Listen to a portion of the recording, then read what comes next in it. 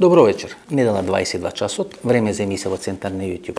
Вие сте на вистинското место, почитани гледачи, сум Васко Ефтов. Зошто сте на вистинското место? Бидејќи во наredните 50 минути ќе имаме политичка анализа, во која ќе се обидиме да ја отсликаме суштината, срцевината на се оно што се случува сега во Украина, политички разврски кои можат брз база на тоа случување да се случат во Република Македонија, одредени балкански политички, геополитички разврски, гледате што случува во Србија Александар Вучич, посебно во Бугарија, кај што Бугарија се располучи, се подели на два дела, проруски дел и проамерикански дел, конфликтот помеѓу претседателот на државата Румен Радев и премиерот на бугарската влада, во самата влада министерот за одбрана контра бугарскиот премиер, значи таму ќе се турбулентни работи, апсење на Бојко Борисов, прекинување на рускиот газ да влезе на територија на Бугарија. Значи тоа се све драматични геополитички процеси и преместувања кои се случат сега во овој наш дел на Европа, и тоа ќе биде суштината на нашата вечерашна политичка анализа. Клучно го пред одредена политичка анализа, не сега само на ситуацијата или на состојбата или на разврските во Украина, туку генерално. И кога некој настан ќе дојде после 1, 2 или 3 години да го анализирате, се опоставите прашањето кој најмногу спечали од тој настан. Ние сме веќе трета година, 2 години, 3 или 4 месеци од избавувањето на кризата со короната, и сега можеме да се опоставиме прашањето кој најмногу спечали или кој е најголем добитник од корона кризата или пандемијата, корона хистеријата, како и да ја наречеме, кој се случува во светски рамки. Вие ќе речете дека тоа е фармацевтската индустрија и точно е. Во секоја криза печели фармацевтската индустрија. Меѓутоа, ако тоа го ставиме во некоја геополитичка или политичка рамка, тогаш имаме 4 можни разврски или 4 можни објаснувања на тоа кој може да биде најголем губитник или кој може да биде најголем добитник на ова корона криза или корона пандемија која се случува во светот. Доналд Трамп, кој ќе ги добиеше изборите во Америка, и изгуби на изборите во Америка, токму благодарејќи на пандемијата со корона кризата и неговото несноѓење. Прво, неприфаќање дека постои вирус, второ, задоснување со мерките, трето, конфликт со Кина, кај што го нарекуваше вирусот дека е кинески вирус, и на крај тоа го чинеше пораст на изборите.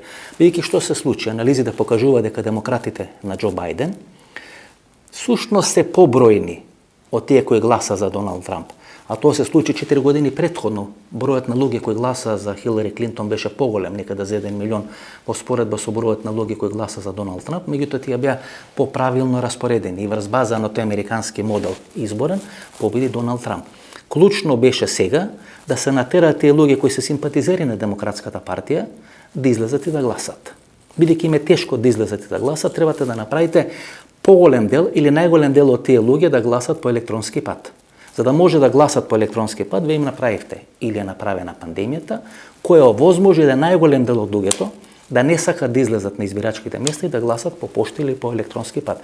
Врз база на тоа гласање на изборите беше декласиран Доналд Трамп. Иако тој не го признава поразот, иако тој наоѓа мноштво или милион оправдувања за својот пораз, па дури имаше упад пред 2 години, односно пред 1 година, неколку месеци во Капитолот во Вашингтон, на крајот како попче си го призна поразот. И сега се фали или се заканува дека ќе трча на изборите за 2 или за 3 години. Значи прв губитник е Доналд Трамп. Владимир Путин како резултат на корона кризата е во една тотална изолација или карантин во Москва. Бројот на луѓе со кои комуницира е драстично намален. Моктан е неговиот кабинет, а тамо се претежно луѓе кои биле поранешни функционери на КГБ. Ја засилува својата улога, тој помалку личи на Јосип Брос Тито од крајот на неговиот мандат кога го чува до Караџорџево, Бардока и Крањи и така натаму и така натаму. И кабинетот одлучува со кого и колку ќе комуницира Јосип Брос Тито. Во некаква слична ситуација сега Владимир Путин. Се засилува неговата параноја, дали поради некои здравствени причини, дали поради тоа што сепак тој потекнува таа КГБ структура и тие на крајот на живот завршуваат одредена параноја дека некој нешто ќе им направи, и тоа бројот на луѓе со кои комуницира во Русија и надвор од Русија Владимир Путин, гледате, она средба со Емануел Макрон кај што тие се на некоја маса оддалеченост од 5 метри, па дури на пресконференција, всушност ја засилува таа параноја на Владимир Путин и тој е изолиран човек, врз база на таа изолација прави тоа што всушност неговата природа го бара. Во 14 години ова е трета воена интервенција на Владимир Путин и тој е вториот губитник на ова корона криза во светот која се случи изминатите 2-2,5 години, бидејќи тој доаѓа на власт со чеченската војна, ќе се симне од власт со украинската војна, дали сега 1, 2, 3 години небитно, но тоа е диалектиката на политичките разврски кои ќе се случат во Руската Федерација.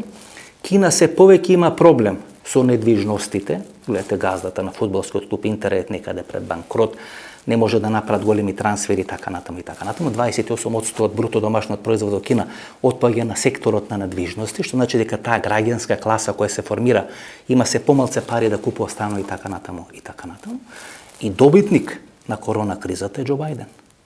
Бидејќи конфликтот во Америка, што ви кажав пред 2 недели, беше дали ќе се руши стариот свет или ќе се бетонира, ќе се засилува стариот свет. Бидејќи Доналд Трамп сакаше да се откаже од Светска здравствена организација и од Обединетите нации, да ја пушти низ вода Европската унија, да го пушти НАТО сојузот низ вода. За разлика од него, Џо Бајден напротив сака сето тоа да го модернизира и да го постави на многу посилни темели. Гледате, Европската унија може би е 4 или 5 губитник на корона кризата. Фрлање на нозе, не може да набава вакцини и сега всушност ќе учествува процесот на економското заздравување на Соединетите американски држави. Германците веќе најавија дека ќе купат оружје, го купат оружјето врз база на стравот од руска интервенција во Западна Европа, $100 милиарди. Ке нема руски природен газ, ке се носи течен природен газ од Соединетите американски држави. Тоа ќе биде стравичен финансиски импулс за и така легнатата на колена американска економија. Бидејќи сите прогласува и прогнозира банкрот на американската економија, ќе случува со само обратно.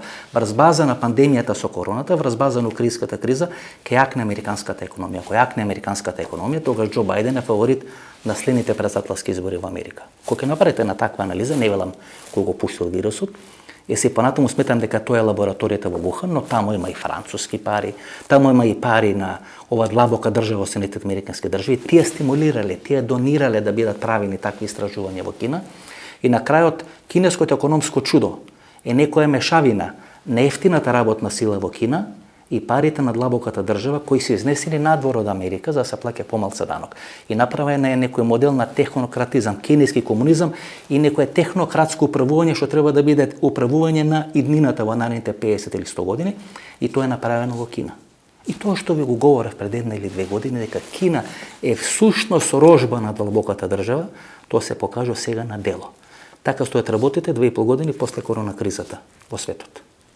Втората битна дата, која е битна за ова политичка анализа и всушност е битна за политичките разврски во Република Македонија, од кога Македонија, како земја членка на НАТО, што значи дека сите 30 држави кои се членки на таа алијанса, располагаат со класифицирани информации дека Руската Федерација ќе нападне Украина. Врз база на некој од последните интервјуи на шефот на државата, тешко ми е да кажам шефот на државата, бидејќи сметам дека несоодветно ја води таа функција. Дури мислам дека е некаде на рангот на Ѓоргенов, меѓутоа не битно.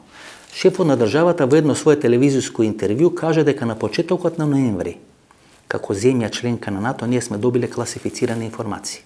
Што значи дека 30 држави членки на НАТО, со исклучок на Америка, на Велика Британија, кои располагале веројатно со тие информации барем неколку месеци претходно, тие ги информираат останатите земји членки на НАТО, нивните разузнавања, нивните разузнавачки агенции, дека Русија и Руската Федерација ќе нападне Украина. Што кореспондира во Република Македонија со тој временски тајминг или таа временска отсечка некаде крајот на октомври, почетокот на ноември. Тоа е ставката на Зоран Заев на премиерската и на лидерската функција во СДСМ. Ја не велам дека Зоран Заев е турнат и е натеран тоа да го направи. Ја само анализирам и врз база на тие анализи извлекувам одредени заклучоци, знаете. Зоран Заев дава оставка. Ајде сега да претпоставиме што ќе се случуваше во Република Македонија ако Зоран Заев и понатаму беше премиер на македонската влада во услови на руска агресија врз територијата на Република Украина или врз територијата на одредена независна држава која е членка на Обединетите нации. Ке имаше една драматична и сега има хистерија, но ако Зоран Заев беше начело на македонската влада, ке имаше една драматична политичка хистерија. Што и да беше направено, бензин, пензии, покачување, плати, така натаму, тоа ќе беше дочекано со една таква хистерија, што немаше да се види ефектот на целата таа операција. Со Димитар Ковачевски се стиша таа хистерија. Гледате, има многу малку хистерија околу премиерот на македонската влада. Од една страна тоа го објаснав со некаква негова политичка умешност, да знае да го спушти темпото, да го издиши балонот, да се намали таа хистерија. Но од друга страна, ако ги ставиме во контекст сите овие дати, бројки, политички разврски, дали американците крајот на октомври, почетокот на ноември, де факто носат одлуката дека Зоран Заев треба да го тргнат од чело на македонската влада. Бидејќи точно знаеле дека Русија ќе нападне на Украина, дека во овие држави треба да се случат одредени политички процеси кои начело на државите, на владите ќе донесат одредени играчи кои ќе може да ја држат под контрола целата ситуација. Со пораст на локалните избори Зоран Заев многу тешко ќе држи под контрола целата ситуација. Димитар Ковачевски допрва ќе има проблем со Зоран Заев. Бидејќи Зоран Заев се уште не ги има закопано или не се им откажа на своите политички амбиции, некаде за 6 до 12 месеци веројатно тој конфликт кој постоеше помеѓу Бранко Цренковски и Зоран Заев по доаѓањето на Зоран Заев на власт во СДСМ, сега ќе се случи само со обратни улоги. Зоран Заев ќе биде во улога на Бранко Цренковски, Димитар Ковачевски ќе биде во улога на Зоран Заев. Димитар Ковачевски ќе треба да избери, ако издржи да нема предвремени парламентарни избори, кој ќе биде кандидатот на СДСМ на претседателските избори 2024 година. Очигледно дека Стео Пендаровски има исконска, драматична потреба, па дури би рекол и психолошка потреба да добие втор претседателски мандат. СДСМ треба да направи се да го дистанцира Стео Пендаровски од себе. Бидејќи Стео Пендаровски, според мен, е најлошата политичка инвестиција на СДСМ во изминатите 30 години. На Стео Пендаровски сега ќе му останат како опции две можни разврски. Преку Ерол Муслиу да лобира кај Дуи и да се лигаве кај Дуи колку треба и колку не треба, дури многу повеќе од Зоран Заев во врвот на неговото лигавање кон Дуи и кон прифакање на сите обврски политички договори, тирански платформи и така натаму со Дуи за да може да дојде на власт. И како второ ќе мора да внимава на луѓето блиски на Бранко Цренковски, кои се посебно сензитивни околу преговорите и договорите со Бугарија, што ќе значи дека Стео Пендаровски една страна ќе треба се легави кон Али Ахмет и кон Дуи, а од друга страна ќе треба да има потврд став од СДСМ во однос на бугарското прашање, ако сака да ги добие на своја страна луѓето кои се на Бранко Цренковски или симпатизирите на Бранко Цренковски. Ковачевски и Стео Пендаровски имале средба, такви се моите информации, на таа средба Ковачевски му ветил на Стео Пендаровски дека ќе го подржи за втор претседателски мандат. И тука ќе се јави конфликтот, бидејќи Зоран Заев сака да трча на изборите 2024 година и всушност Зоран Заев не сваќа пораката на времето. А пораката на времето е дека ќе бидат детронизирани, демонтирани структурите на Зоран Заев во власта и во СДСМ, а не дека тие структури ќе го донесат начело со Венко Филипче на претседателските избори на власт 2024 година. Знаете, американците и НАТО никогаш вас не ви простуваат. И ако вие како генерален секретар на влада ќе ставите на Драги Рашковски, кај што врвот на неговата кариера било кога имало ораторски вечери или кога настапал на ораторски вечери на правниот факултет, имал ораторски настап кај што го критикува, кај што го омаловажува НАТО нападот или НАТО интервенцијата на соседна СР Југославија, тогаш вие како очекувате дека американците тоа нема да ви го памтат и во еден временски период кога ќе дојде времето да ви го стават на наплата. Такви се политичките разврски во СДСМ. Значи конфликтот Ковачевски Заев е конфликт кој е латентен. И тој конфликт ќе се случи, знаете, која е ролјата сега на Бојан Маричич? Ви поставите се опрашањето, освен што Бојан Маричич му диши на врат на Димитар Ковачевски кога има средба со Борис Џонсон, која е улогата на Бојан Маричич? Ако ние ги спуштивме на најниско можно ниво преговорите со Бугарија, што ќе рече дека на најниско ниво ги спуштивме очекувањата дека ќе ги почнеме преговорите со Европската унија, која е улогата на вице-премиерот за евроинтеграција. Па тоа место е измислено за да има албанец вице-премиер по ранковен договор. Одеднаш Бојан Маричич кој бил министар за правда, во негово време бега Сашо Мелков, а во негово време се ослободени Сашо Мелков и Јордан Камчев, добива награда да биде вице-премиер за евроинтеграција, кои се закопани со последната посета на Борел, комесарот за меѓународна надвршна политика на Европската унија. Уште де такви посети на Борел во Република Македонија и 90% од населението ќе станат путинисти. Тогаш која е ролјата на Бојан Маричич и на министерот за надвршни работи Бујар Османи, можеби најлош министер за надвршни работи во историјата на Република Македонија, ако вас ви доаѓа Борел во Скопје и на неподготвена пресконференција тој ги закопува очекувањата на Македонија дека може да помогнат и да избоксират Бугарија да ги омокне своите ставови и не да ги почне преговорите со Европската унија. Тогаш не 40% проруско население, 90% од македонскиот народ ќе стане проруско расположение или население кој има проруски, пропутин чувства, токму благодарејќи на таа непринципелна позиција на Европската унија. И го имате конфликтот во ВМРО-ДПМН. Ако вие следите политичките собитија што се случуваат во ВМРО-ДПМН или на тие кругови кои гравитираат околу ВМРО-ДПМН, ќе видите дека тама веќе почната битката кој ќе биде кандидат на ВМРО-ДПМН на претседателски избори 2024 година.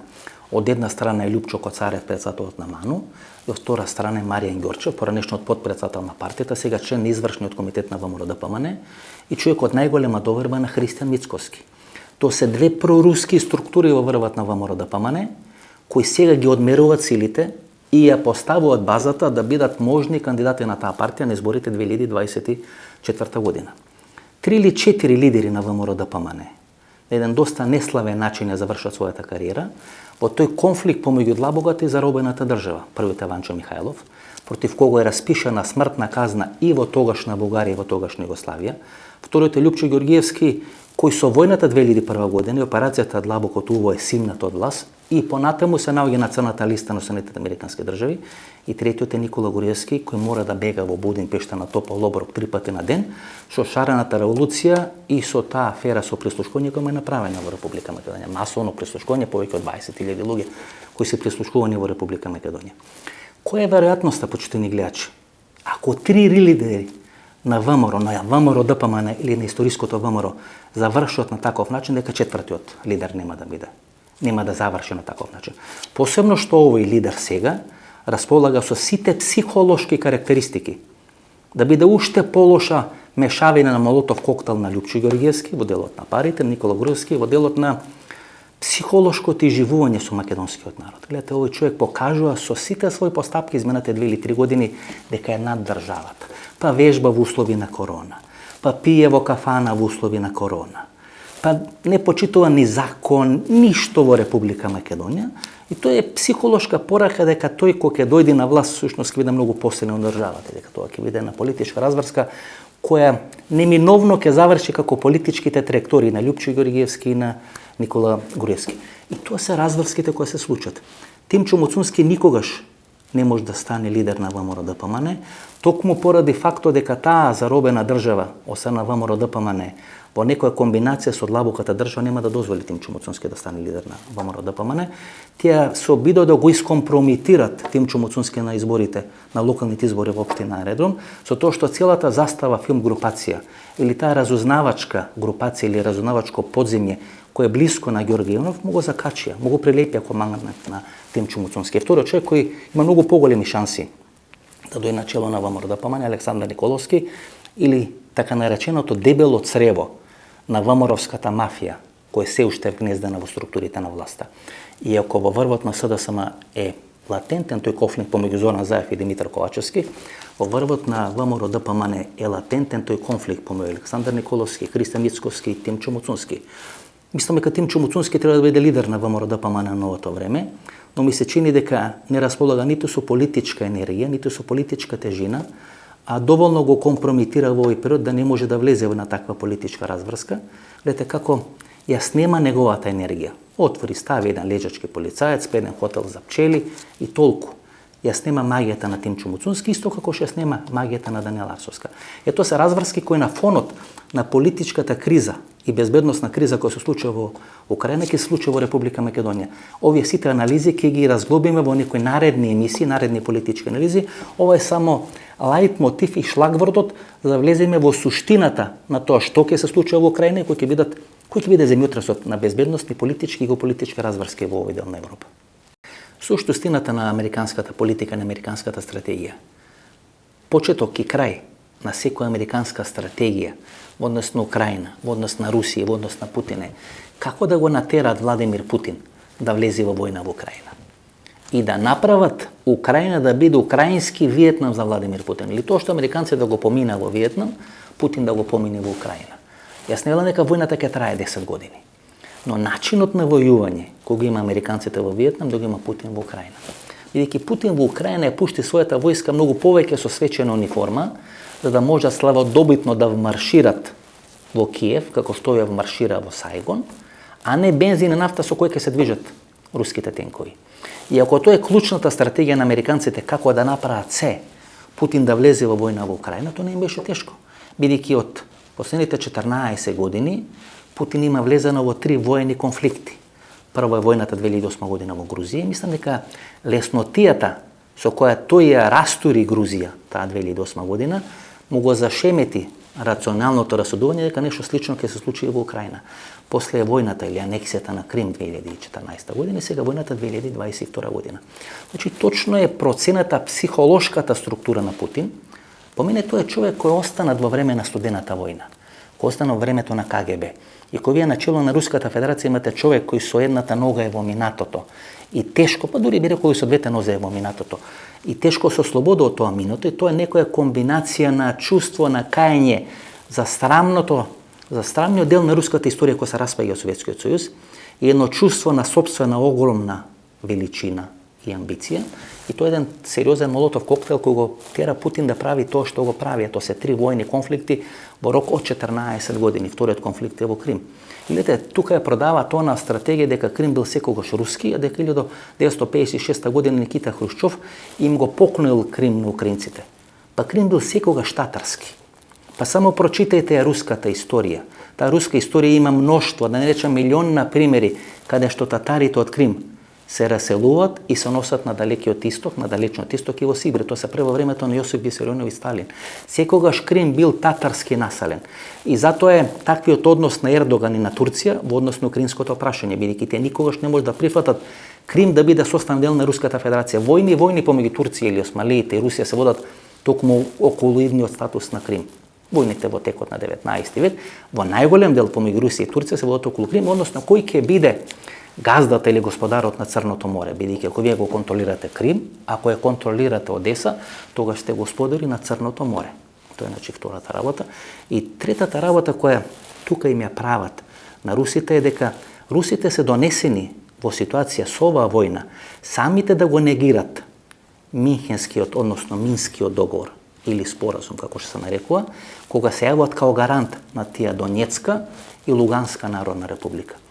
Русија прави или Путин прави две стратешки грешки. Првата стратешка грешка е што ги признава Донецката и Луганската независна република и на тој начин самиот го минира Минскенскиот, односно Минск, тој е главен град на Белорусија, таму е направен договор или спогодба или споразум со кој 4 држави од Европа, заедно со Русија, гарантираат дека ќе се случат политички договори или разврски во овие држави кои се нарекува Донбас, кои се под контрола на проруското население и кои се прва линија на тој конфликт помеѓу Украина и помеѓу Русија, помеѓу Руската Федерација и Украина. Со признавање на Донецката и на Луганската народна република, од страна на рускиот парламент на барање на Владимир Путин, тоа се случува дека самиот Путин го минира тој договор од Минск. Кога вие ќе го минирате договорот од Минск, тогаш на крајот на војната, главните преговори ќе ви се случат околу тој договор. Вие имате таа територија под контрола, на некој прекјутен, премолчан начин. Тоа Џо Бајден во своето телевизиско обраќање из пресконференција ви го признава, кај што вели дека Америка не би интервенирала во случај на мал конфликт. Тоа беше основа за реакцијата на Зеленски. Што значи мал конфликт? Мал конфликт значи да вие освоите Мирополь, го освоите оној главен град што има таму на Азовското море, освоите Донецката и Луганската република, ги споите со Крим или направите некоја независна република таму, и тоа би можеле да им го прегледаат низ прсти на русите. Меѓутоа русите влегува во многу поамбициозна авантура, а тоа е да го рушат украинското раководство, да наметнат проруско раководство на чело на Украина и да извршат денацификација или да расчистат со нацистите кои се во украинската власт. И сега сите овие руски ботови ќе го убедуваат дека тоа не била стратегијата на Владимир Путин, па зошто тогаш нападот на Украина почнува од Белорусија преку Чернобил, бидејќи тоа е најмалата граница или временска или територијална отсечка помеѓу руската војска и Киев, некаде околу 100 километри. Нападот од Белорусија и Чернобил е за да може најлесно да се влезе во Киев. Тоа е значи основата на руската интервенција да се влезе во Киев на тенкови, да се стави знамето на украинското собрање како што е направено на Рајстаг во 1945 година и Русија да биде победник на големата татковинска војна. Како што бил Сталин 1945 година, да биде сега Путин 2022 година. И тоа не се случува. И сега имате драматично менување на руската стратегија. Зошто Фејсбук не ги ограничува овие руски ботови? Овие руски ботови кои сега ја величат победата на Владимир Путин. Па за да ја величат победата на Владимир Путин, бидејќи Владимир Путин треба да му се дозволи да ја намалува неговата стратегија. Ако првичната стратегија беше да влезе во Киев, да го собори Зеленски, да наметне или да инсталира со кран проруско раководство и да изврши процес на денацификација, втората стратегија е да освои Одеса, тоа е клучно, да направи Новоросија или некој пандан на Новоросиската губернија кој оди тамо до Приднестровје, и таа Новоросијска губернија граничеше со Османлиското царство некаде во 18 век, меѓутоа за тоа да го направи му е неопходно да освои Одеса, тоа биде многу тешко. И третата најмалата варијанта е да го има Крим, да има Донецка и Луганска народна република и градот Миропол. И тамо се главните битки. Гледате, тамо сега му возможност на Путин да го има својот Вуковар. Тамо е формиран овој батальон Азов. Батальон Азов кој треба да симплифицира или да персонифицира дека постои нацистичко расположение во Украина. И прито никој не кажува дека тој батальон Азов, кој е стациониран во тој град, му има откажано послушност на Зеленски, бидејќи Зеленски има еврејско потекло. Меѓутоа руската пропаганда, руски ботови, во изминатите 7 или 8 години успеа да го направа тој батальон Азов кај што навистина има нацистички елементи. Како што има во секоја држава во Западна Европа, тамо 1, 2, 3% од населението има такви нацистички елементи. И со тоа треба сите ние да се бориме, бидејќи тоа се остатоци, реликти на минатиот век. И никој не може да ги оправда нивните злосторства што ги правеле во Донбас и на други делови на Украина против проруското или против руското население. Меѓутоа избран е овој град, избран е овој батальон да биде навлечен Владимир Путин и всушност Миропол градот да биде Вуковарот на Владимир Путин, да го разори градот. Снимките од разорен град, детски градинки, детски болници, жители, граѓани кои се уништени, кои се убини, да бидат тие снимки пратени во светот. И всушност Владимир Путин да биде прикажан и руската армија како Југословенската народна армија 1991 година. Каде заврши Веселин Шиванчанин, кој беше начело на Југословенската народна армија во таа интервенција во Вуковар. Па заврши во Хашкиот трибунал. Нешто слично се случува сега. Меѓутоа сега, од кога Русија ќе се откаже од првата идеја да го собори Зеленски и да наметни проруско раководство во Украина, од кога ќе се откаже втората идеја и ќе треба да освојува Одеса, да направи ново Русија, на крај ќе треба да прогласи голема победа со најмалата стратегија која всушност не ја ни размислувале, бидејќи и Донбас, и Донецката и Луганската република беа под нивна контрола. Сега овие руски ботови се остават на Фейсбук да може да работат, за да го убедат дека Путин има блескава победа во Украина. Сега ќе влеземе во најгнесниот период, кога сите кои размислуват поинаку од нив дека Путин, дека малиот ботоксиран лидер од Кремљ е победник на војната, ќе бидат денонцирани, ќе бидат курви, педери, купени, платени. Најгнасните работи што сте ги слушнали во изминатиот период ќе случат сега. За секој кој размислува дека Путин не е победник на војната, да биде масакриран. И тоа ќе биде многу гнасен период кој ќе се случува во наредните неколку месеци. Јас топло ви препорачувам на сите кои не размислувате како овие рублја патриоти да се опремите со доволно психолошка енергија да ги стрпите сите тие гнасни напади. Ете, почитувани гледачи, американската стратегија во изминатите 1 година или 2 години всушност ја сваќа пораката на времето. Американците уште минатата година се откажаат од тенковите како составен дел на овие маринци. И тоа се 4 родови или 4 елементи на американската армија, америнците се еден од тие 4 родови на американската армија, тие се откажаат од делувањето на тенковите. Бидејќи тенковите кои биле символ на војување во изминатите 70-80 години, полека губат својата улога. Тенковите де факто беа персонификација на силата на советската армија или на армијата од советско време. Битката кај Курск, Сталинградската битка. Тоа се битки кои асоцирале на таа нескршливост, на непобедивост на славната советска армија. Тенковите некаде последните 100-150 години ја заменува тешката коница. Тешката коница со која и Наполеон, и прусите, и русите всушност го кршеле својот непријател. Последната битка на тешка коница која се случува во Европа и во светот 1870 година, тоа е француска-пруската војна. После тоа ние немаме битки кои ги добиваат кониците, бидејќи се појавуваат пушките, се појавуваат претходно топовите и коницата не може да се спротистави на тие пушки со силен или со голем дострел, или на топовите со силен или со голем дострел, и со тек на времето почна да се развиваат тенковите. Современите тенкови, кои се составен дел на НАТО структурата, тежат повеќе од 80 тона.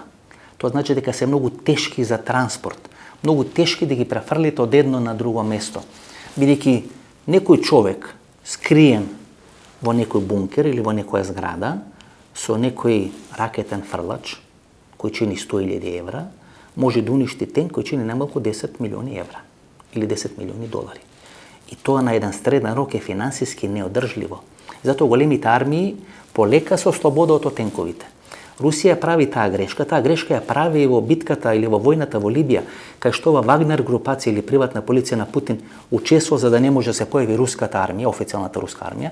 Таму кај што не може да се појави официјалната руска армија, тоа ја праќа ова групација Вагнер, и таа групација Вагнер е згазена од турските дронови Байрактар. Згазени се во Либија. Како што се згазени во Либија, така се згазени во Украина. претходно се згазени во војната помеѓу Арменија и Азербејџан. И тоа покажува дека ќе дојде до едно драматично менување на начинот на војување. Ако американците во првата и втората заливска војна, посебно со тенковите, ја искршија војската на Садам Хусеин, и тоа беше последната голема тенковска битка која се има случајно во светот, тоа е некаде пред 30 години. Од минатата година маринците како четврти дел на американските воени сили или воената борбена структура се откажуваат од користење на тенкови, кои се сосема други форми, искрцување, падобранци, така натаму, за да може да ги реализираат оперативните планови кои им се ставени на располагање. Употребата на тенкови, гледате колку имат изгорени, искршени, уништени руски тенкови на боиштата во Украина, покажува дека русите останале во времето на Советскиот сојуз, кога мислеле дека со помош на тенковите ќе може да ги решат војните или ќе може да направат превласт на војното поле. И мислам дека таа стратегија точно имаат прочитано украинците. Ако го читате советникот на украинскиот премиер во едно телевизиско интервју, тој уште 2019 година вели дека Русија ќе нападне Украина. Дека два временски периоди се критични, 2020 до 2022 и 2024 до 2026 година. И тоа точно се случува.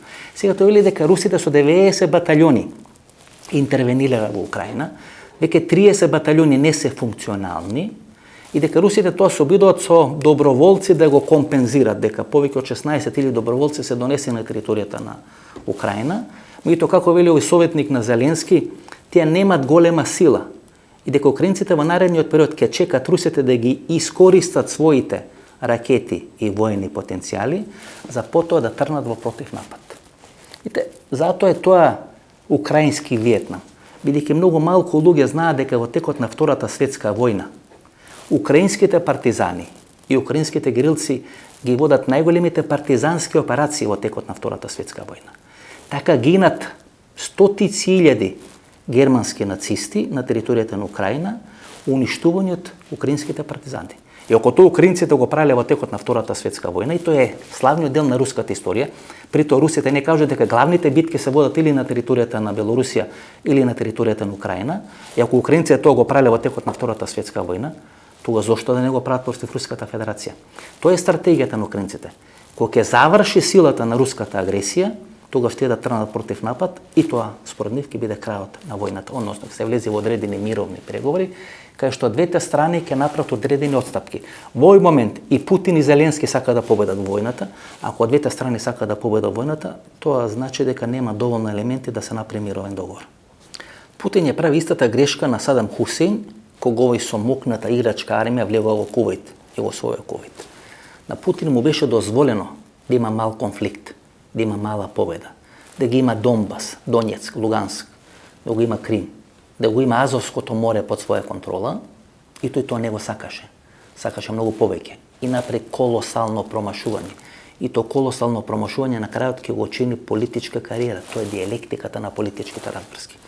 Има 4 зони или 4 пара држави кои Русија ги користи за да може да влие на политичките разврски во регионот. Знаете, тоа е тоа блиско соседство кој го нарекува руската геополитика. Тоа се Казахстан, Узбекистан, Татарстан и така натаму и така натаму.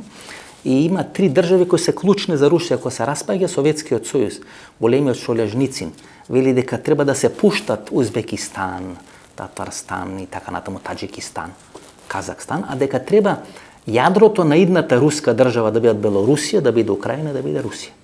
И затоа се русите посебно сензитивни на Белорусија и на Украина. И прават се Белорусија преку Лукашенко и Украина сега преку некој проруско раководство да бидат составен дел на Руската федерација.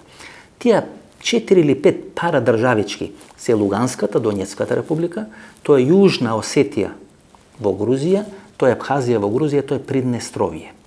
И Калининград, кој не е пара држава, туку е клин, шајка која е во структурата на НАТО сојузот, и таа област е некаде 1945-46 година дојдена во составот на Советскиот сојуз после потсдамските преговори.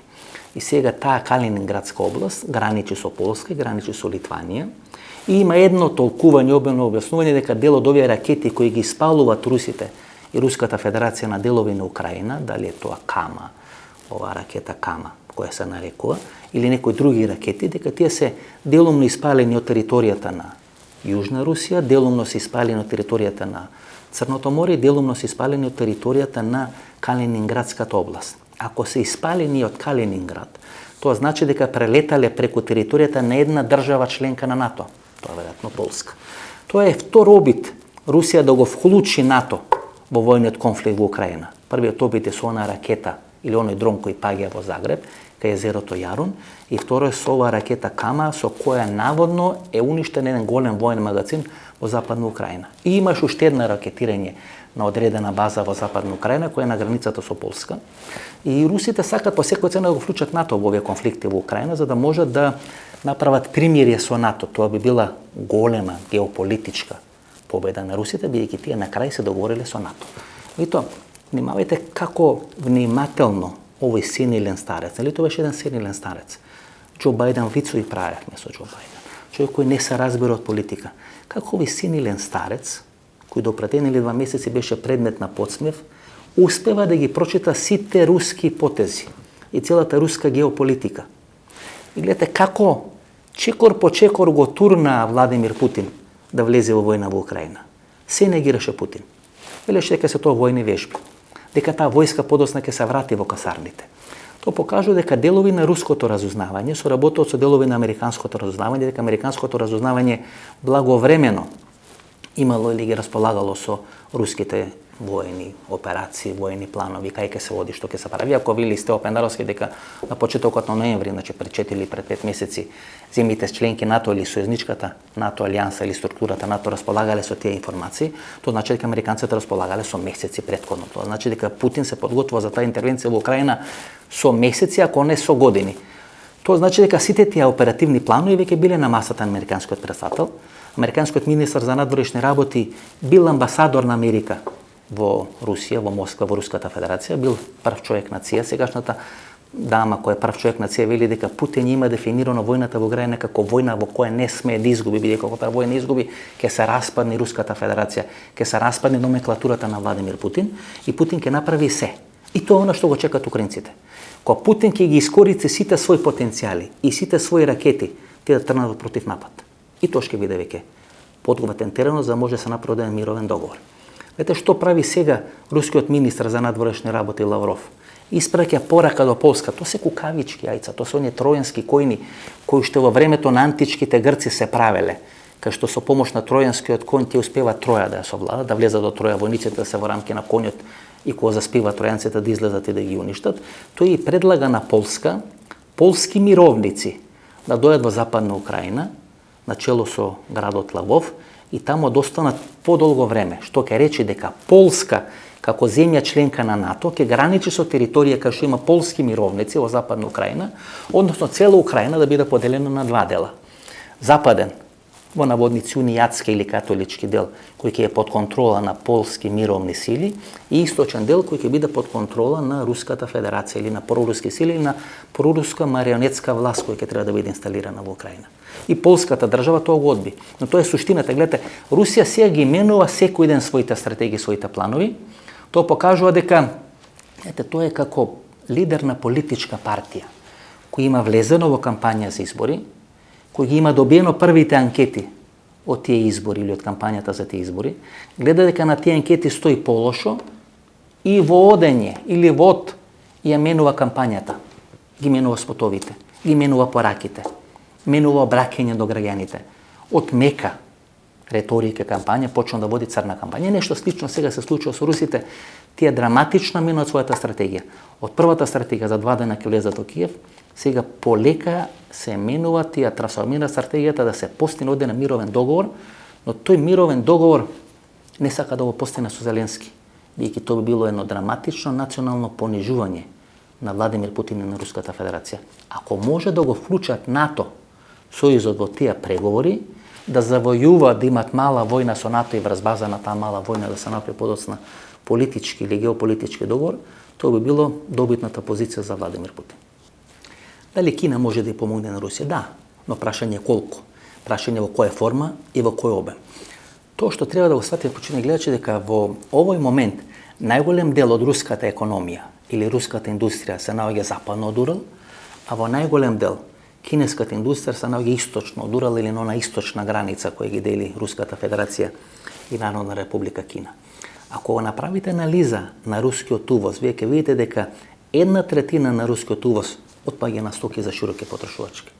Коли, автомобили, храна, луксус и така натаму и така натаму. Дека 2/3 од структурата на рускиот увоз отпаѓа на полуфабрикати и на полупроизводи кои подоцна се користат во руската индустрија. Дека без тие полуфабрикати и полупроизводи кои Русија ги увезува од Западот, во најголем дел од Западот, не може да функционира руската економија. Тие полуфабрикати, тие полупроизводи учествуваат и во производството на руските ракети кои Русија ги користи сега во Украина. Без увоз на такви полуфабрикати, оптички елементи, чипови и така натаму, Русија не може да ги произведува тие ракети. И тоа е проблем на комуникацијата помеѓу Кина и Русија. Под број 1, Кина не располага со такви чипови, со такви елементи кои може да ги заменат елементите кои Русија ги има увезувано од Америка и од Западот за правење на руските ракети. Под број 2, растојањето помеѓу Москва и Пекинг е 3500 км. Тоа е некое растојање како од Истанбул до Лондон или до Глазгов.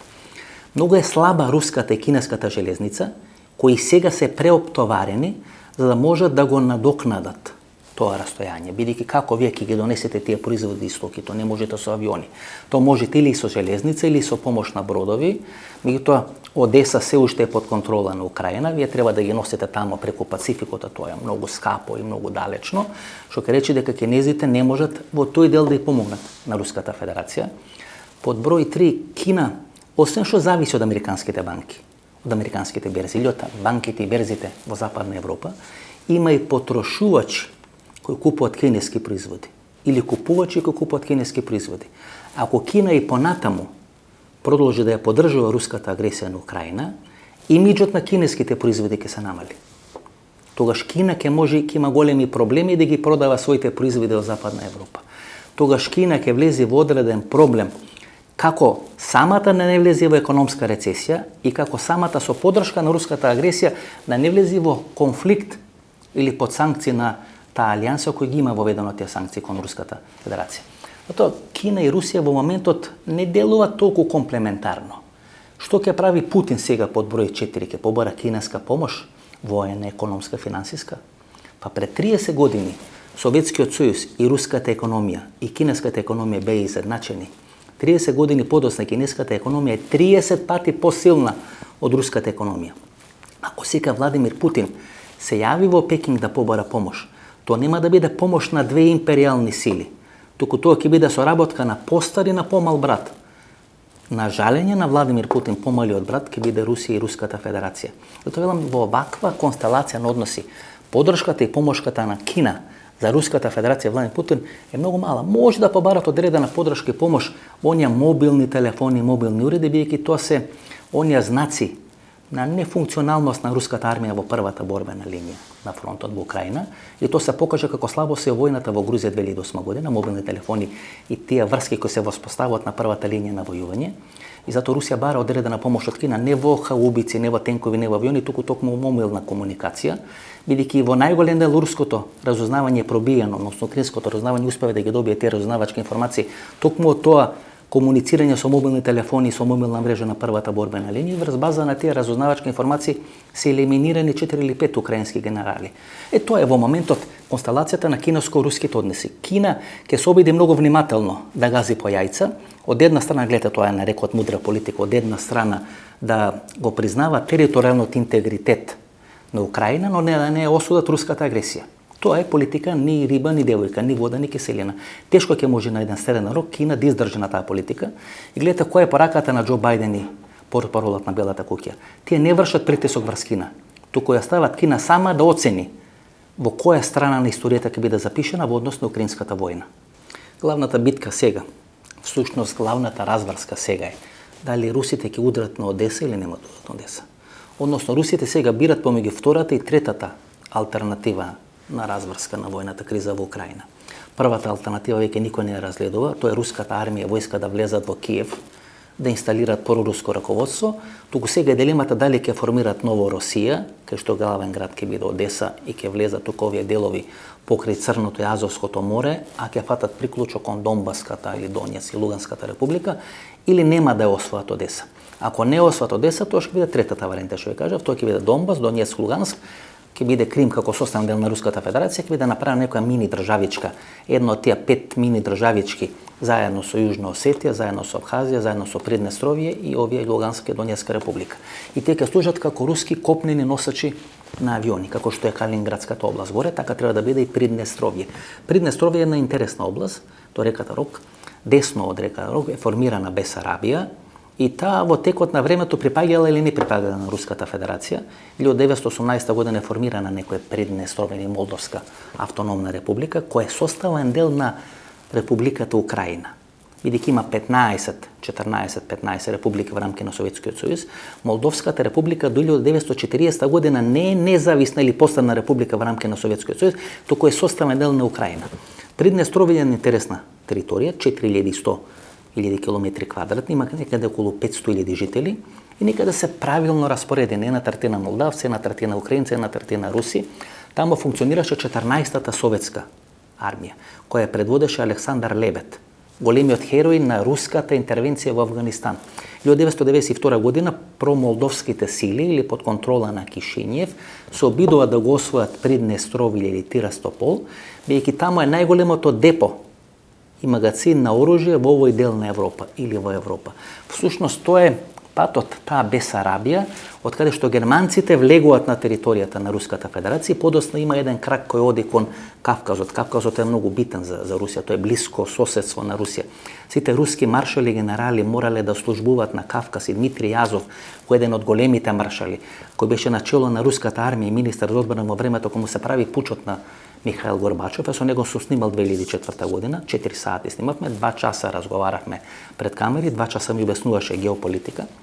Го памтеше секој детал на разговорите со Велико Кадиевич, кога му беше побарана помош од тогашна СФР Југославија за руска интервенција и одржување на власт на Анте Марковиќ и цела таа структура, односно нераспаѓање на Југославија. Грузија е клучна. Видите Шевернадзе, кој е прв председател на Грузија, неговата внука работи во Russia Today. Јас сум снимал во Russia Today, тоа може да го погледнете на мојот Facebook профил, што велам јас не сум читал, туку сум бил тамо. Сум снимал во студиото на Russia Today и тамо работи внуката на Шевернадзе, кој беше прв председател на независната грузијска држава, кој се чувствува како русинка. И тоа се тие испреплетени односи на Грузија, на Русија, на Украина, на Русија, кои секогаш постоеле како свински црев. Знаете, два комунистички лидери, Хрушчов и Брежнев, се со потекло од Украина. Главниот комунистички лидер Сталин е со потекло од Грузија. Дали се пишува русин или се пишува грузиец, тоа е небитно. Тоа се блиски соседства на Русија. И после тоа е 5 пара државички преку кои Русија всушност ги држи под контрола и Украина, Грузија, Нагорно Карабах, војната помеѓу Азербејџан и Арменија, Бајконур во Казахстан, тоа е вселенскиот аеродром, преку кој се спроведе таа вселенска програма на Русија. Гледате, пред 2 месеци имаше конфликт токму во Казахстан, две структури кои се помалку или повеќе лојални на Руската Федерација, и го имате Приднестровје. Приднестровје е клучна точка. Знаете, во тој проект за Новорусија клучно ќе ви дали Приднестровје, ќе го приклучите. Бидејќи ако го приклучите Приднестровје, вие тогаш граничите со една држава или сте на 50 км од една држава која е членка на НАТО. Тоа е Романија. Романците и русите никош не биле во добри односи. И всушност Романија била секогаш една од најслабите алки на поранешниот Советски сојуз или на Варшавскиот пакт.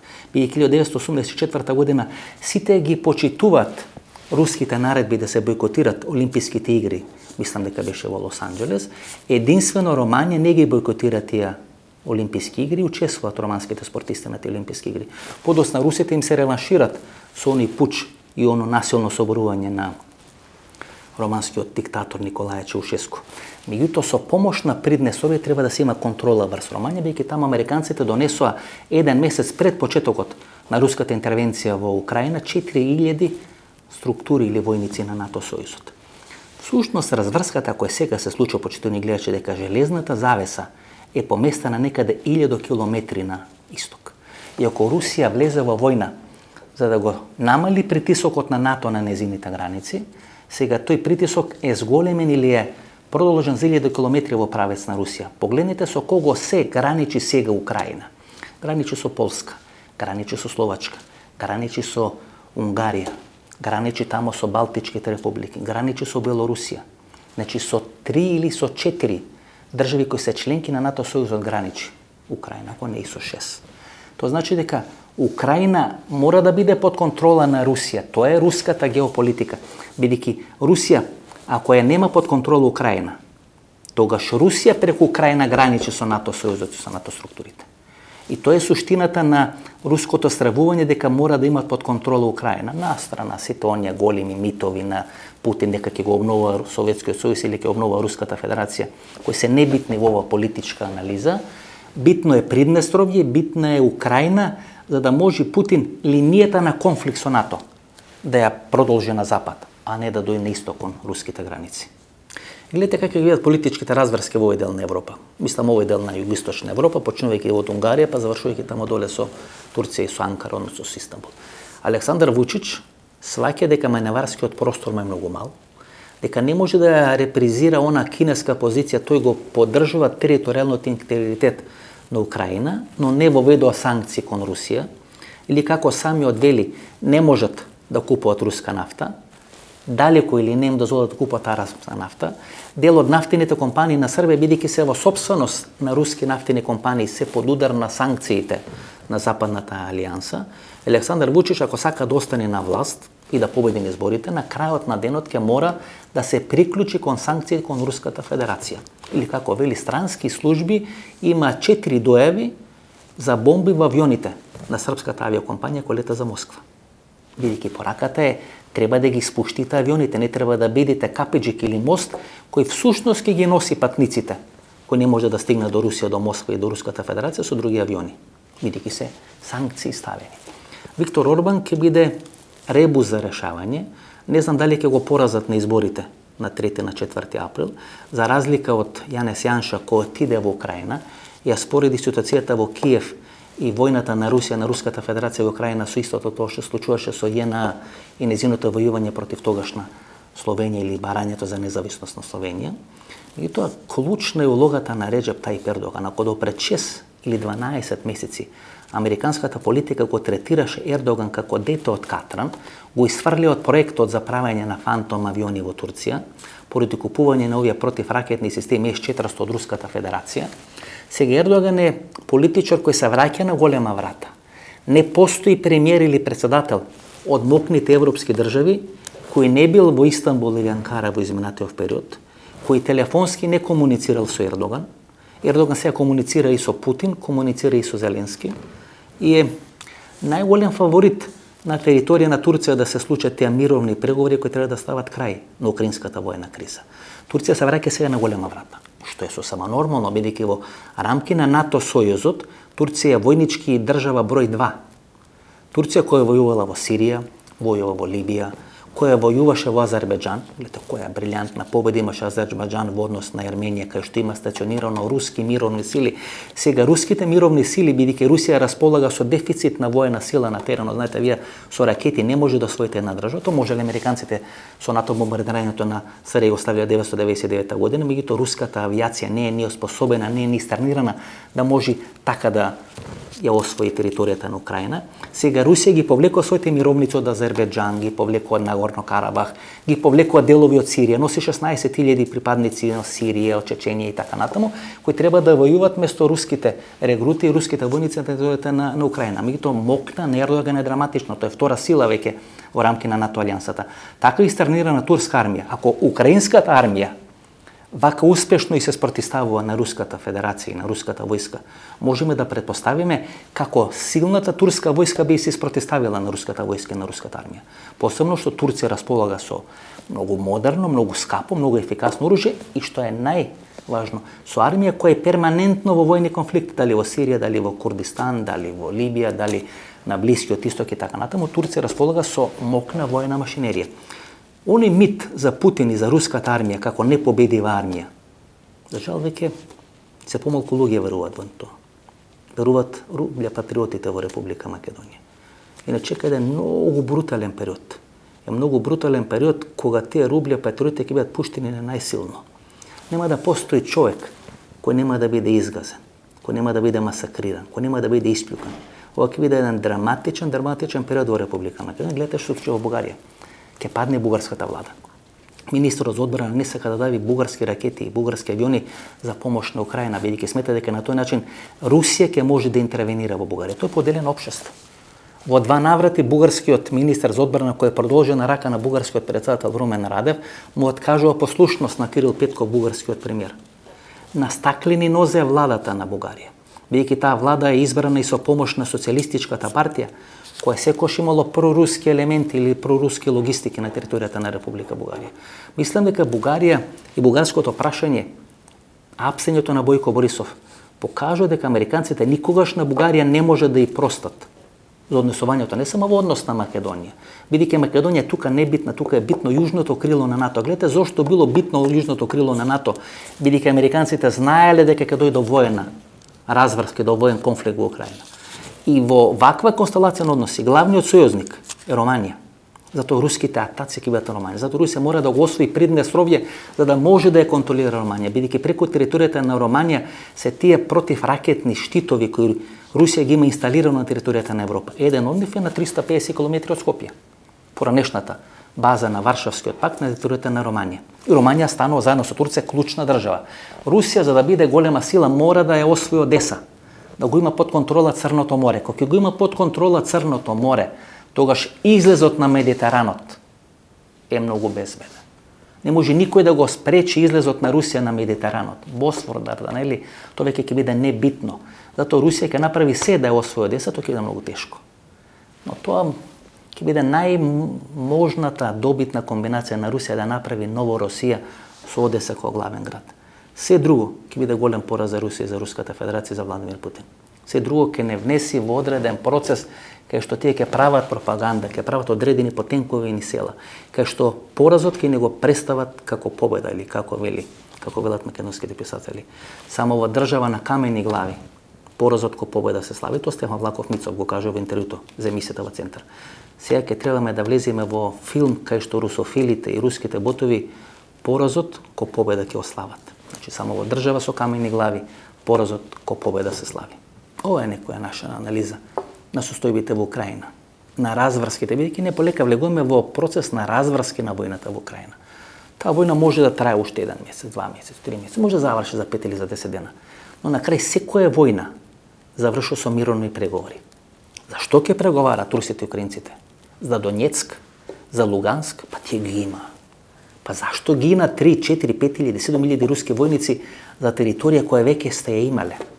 Ќе го освоите градот Миропол, кој треба да ви ги поврзе овие Луганска, Донецка република со Крим, бидејќи треба копнено да биде поврзана таа територија. Па тоа е премал добиток за толку голем број на жртви кои Русија ги дава. Гледате како американците мудро ја навлекоа Руската Федерација, Русија и Владимир Путин војната во Украина. Американците ниту размислувале дека НАТО ќе интервенира во Украина. Американците ниту размислувале дека ќе направат зона на забраните летови врз Украина. Американците не планирале американски војник да се бори за Украина. Искористија Украина и ја навлекоа Русија во виетнамско сценарио во Украина. Дали е тоа принципиелно? Не е принципиелно. И тоа знаете, тоа што го кажа Александар Вучич, не е битно дали Милошевиќ бил во право или не бил во право. Клучно е како вие сте ги процениле штетите за сопствениот народ и сопствената држава. Не е битно дали е Путин во право, дали нацистите се во Киев, дали е марионетска власт на Зеленски во однос на Вашингтон и Америка. Битно е дали со агресијата во Украина тој ќе го заштити рускиот народ и руската држава или нема да ги заштити рускиот народ и руската држава. И тоа е суштината. Зашто луѓето кои се државници не размислуваат да победат на следните избори, туку размислуваат како да ја заштитат својата држава. Украинските проценки биле дека ако не се застане на патот на руската агресија, дека во рок од 9 до 12 години полека украинската нација ќе се стопи во Руската Федерација. Украина врз база на тие анализи и проценки оцени дека треба да ја формира современата украинска нација во конфликтот со Руската Федерација. Значи точно процениле и американската улога, и американското учество, и што ќе се случи, кај ќе имат помош, и кај нема да имат помош. Точно процениле дека ќе има руска интервенција. Не зашто точно процениле. Бидејќи тоа се блиски народи. Разузнавањето на едната и на другата држава работеле заедно во КГБ во Москва, кој постал Советскиот сојуз. Се читат едни со други. скупуват информации едни од други, продават информации едни од други. Ето, тоа беше ситуација помеѓу Јасе Василјевиќ, кој беше начело на КОС, и човекот кој беше начело на босанското разузнавање. До војната 91 година тој беше соработник на Аца Василјевиќ. После војната 91 година Аца Василјевиќ беше негов соработник. Така и сега односите се помеѓу руското и украинското разузнавање. Тоа потекнува од еден исти дел, како еден исто парче да е поделено на два дела. И те сега веќе се знаат. Тоа е војна на луѓе кои биле во една заедничка држава. Но само со помош на таа војна може да биде формирана независната украинска нација. Украина го одбра тој пат. Тој е многу крвав пат. И тој е пат од кој нема враќање назад. И да падне Зеленски. И евентуално, тоа се шансите 0,01%, да падне Киев и да биде инсталирана марионетска власт. Украинскиот народ нема да се повлече. Што ако вие го освоите Сајгон, кога не сте ги освоиле душите на виетнамците, кои продолжува да се борат. И на крај вие мора да се повлечите од Виетнам. Нешто слично ќе се случи тука. Ако тие гинеле во тие партизански герилски борби против нацистите 1941-1945 година, зошто сега да не гинат против Руската Федерација? Тоа е амалгам, тоа е код на еден народ. Еден народ кој вие сакате да му залепите етикета дека е нацистички народ. Народ кој дал најмногу жртви во битката против нацизмот. Затоа Украина имаше столче во Обединетите нации, почнувајќи од 1945 година, токму како одолжување на жртвите што ги имаше Украина во текот на Втората светска војна. Многу непромислена авантура на Владимир Путин. Се она што можеше да го доби ефтино, ќе го плати многу скапо. Тоа е нашата вечерашна анализа. На Рублја патриотите не им се допадна и нема да им се допадне. И јас не го правам ова да им се допадне. Правам за да ви кажам како функционира таа политика. Дали таа политика принципиална? Не. Па никоше не била. Па ние тоа го гледаме на примерот на Македонија. Го гледаме на примерот на македонските партизани во Егејска Македонија. Го гледаме на примерот на НАТО бомбардирањето на СР Југославија. Кога била принципиална? Па вие не може да станете империјална сила ако водите принципиална политика. Империјална сила води себична политика која секој ги гледа нивните империјални интереси. Така е Америка, така е Русија, така е Кина. Затоа немојте да барате добри и лоши, сите се лоши. Но сега во конкретниот случај ги анализираме Путин и Руската Федерација не смеа да нападнат Украина. Ова беше емисијата во Центар, јас сум Васко Ефтов, почитувани гледачи. Ако ви се допадна ова анализа, ново дружење четврток 22 часот.